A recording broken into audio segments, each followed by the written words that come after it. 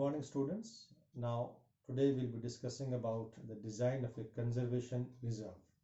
You know that whenever we are about to conserve any vulnerable or threatened or endangered species in situ management program, we first decide the design of a conservation reserve. How the design would affect the conservation strategy, that is very important. So you know that the size and placement of protected areas throughout the world are often determined by the distribution of people, potential land uses or values, the potential efforts of conservation minded citizens, and historical factors. All these factors they decide the design of a conservation reserve. In many cases, land is set aside for conservation purposes because it has got no immediate commercial value to the mankind. It is that land which nobody wants. So basically, the considerable body of ecological literature is available these days and now developing to address the most efficient way to design and network conservation areas that more adequately protect the full range of biodiversity. Models are being developed and refined that describe the most effective ways to use available funds to optimize biodiversity protection. Before we proceed further, a conservation biologist must keep in mind four important R's. These R's they help in starting any conservation efforts. First is the representation. It should have that the protected areas should contain as much as many as aspects of biodiversity, means species, also populations, habitats. So all these things should be represented in a conservation design. So first point is very important point is representation. Second is resiliency. So protected areas must be sufficiently large to maintain all aspects of biodiversity in a healthy condition for the foreseeable future. That means the system should be resilient. In any case of disturbance, the system should have the ability to recover on its own. So first very important is representation.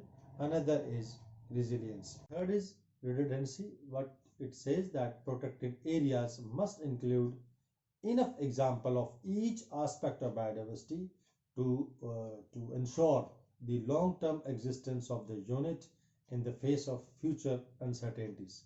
And the fourth point is reality. There must be sufficient funds and political will not only to acquire land or protect lands, but also to subsequently regulate and manage the protected areas.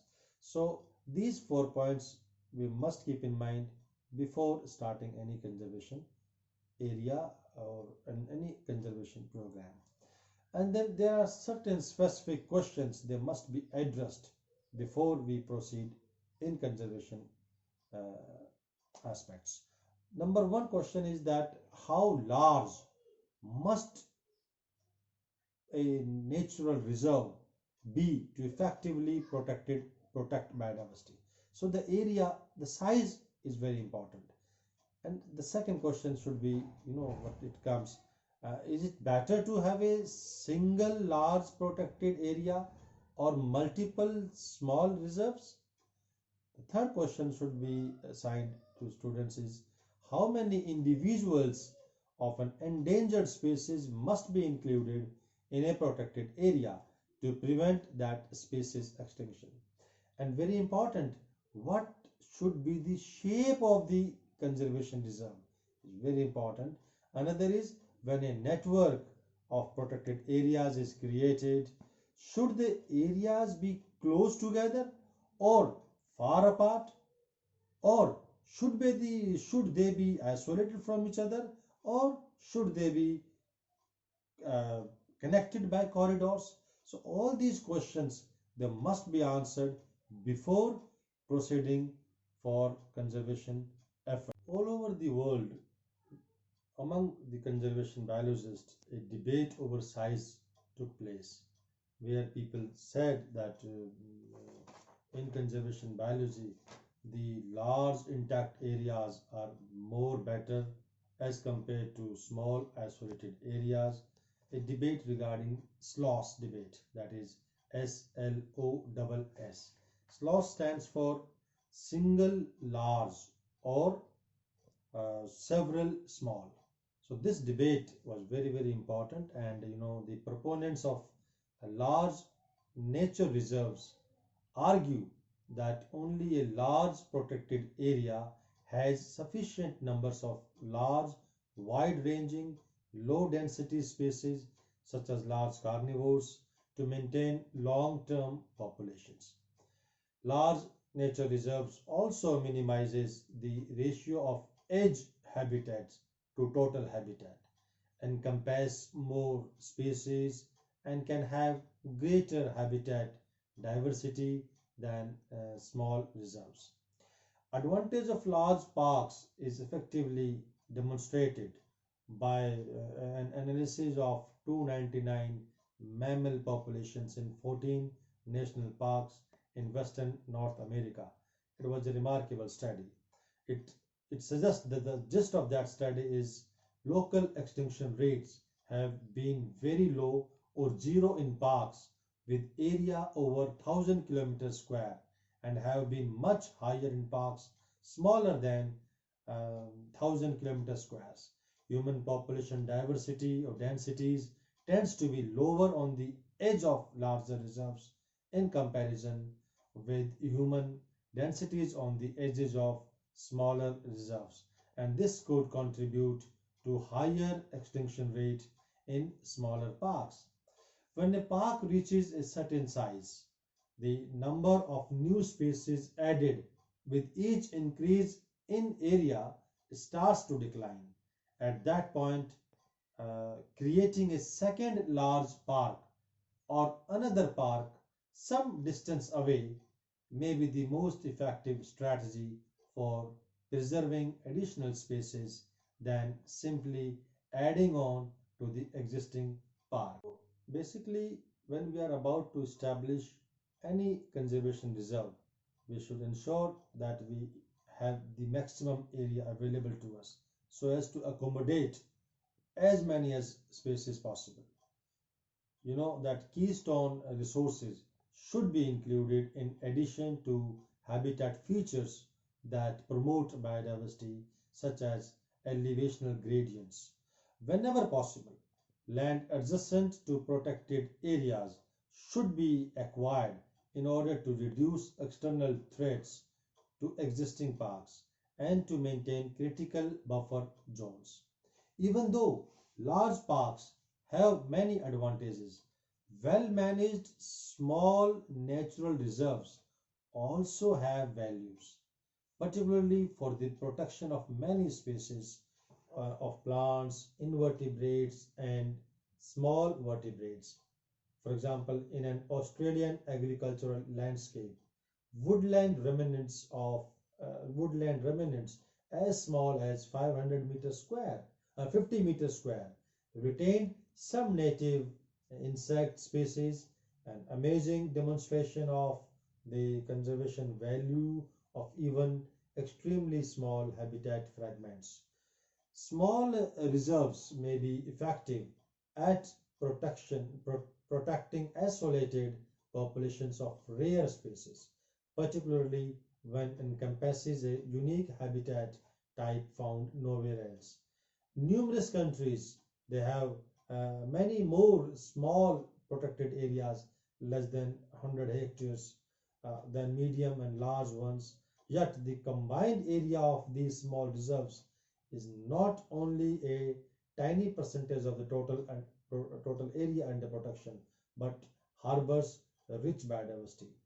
There's an example, Bukit Timah Nature Reserve in Singapore is an excellent example of a small reserve that provide long-term protection for numerous species. This is just a 50-hectare forest reserve, representing just about 0.2% of the original forested area on Singapore and has been isolated from other forests since 1860. Yet, this forest has been able to conserve about 70% of the original flora and fauna. The second important point is minimizing edge and fragmentation effects. The protected areas should be designed to minimize harmful edge effects. Conservation areas that are rounded in shape minimizes the edge to area ratio, and the center is further from the edge than in other parks shapes. So with this, we must have in mind that the design of a conservation park should be round shape, so that would reduce the edge effects. Most parks they have irregular shapes because land acquisition is typically a matter of opportunity, or it's a legal matter, uh, rather than it's a matter of design. So they have no other option but to have irregular shapes, but that is not desirable as compared to a round one. Internal fragmentation of protected areas by roads or fences, farming, logging, and other human activities should be avoided as much as possible, uh, because these fragmentations often divide a large population into two or more smaller populations, um, each of which is more vulnerable to extinction than the larger population. Fragmentation, alters the climate inside forest reserve. Uh, Fragmentation also provide entry points for invasive species that may harm the native species. Fragmentation may create more undesirable edge effects. They may form barriers to dispersal that finally reduce the probability of colonization of new sites by the animals or flora. In mixed use protected areas, often a protected area is embedded in a large massive matrix of habitat managed for human uses, such as timber, forest, grazing land, etc. If conservation biologists can make management for the protection of biodiversity a secondary priority of these areas, then larger habitat areas can be included in conservation plans, and the effects of fragmentation can be minimized or reduced. Cooperation among public and private partners is particularly very important in developed metropolitan cities, where there are often many small, isolated nature reserves under the control of a variety of different government agencies and private organizations. Like there's a case of Chicago Wilderness Project, which consists of more than 200 organizations collaborating to preserve and manage a network of conservation areas consisting of more than 80,000 hectares of tall grass prairies, woodlands, and rivers, streams, and other wetlands in the metropolitan Chicago. Habitat corridors are again a very important factor in setting up of any conservation reserve. These habitat corridors, also called as conservation corridors or movement corridors, these corridors help in dispersal of animals from one protected area to another, facilitating gene flow and colonization of suitable sites. These corridors are clearly needed to preserve animals that must migrate seasonally among a series of different habitats to obtain food and water, and of course mate. If these animals are confined to a single reserve, they may lead to starvation. Observations of a Brazilian arboreal mammal suggested that corridors 30 to 40 meter wide may be adequate for migration of most species. and that a corridor width of 200 meters of primary forest will be adequate for all species and agricultural landscapes. Increasing the connectivity of fragments allows native species to persist at higher densities.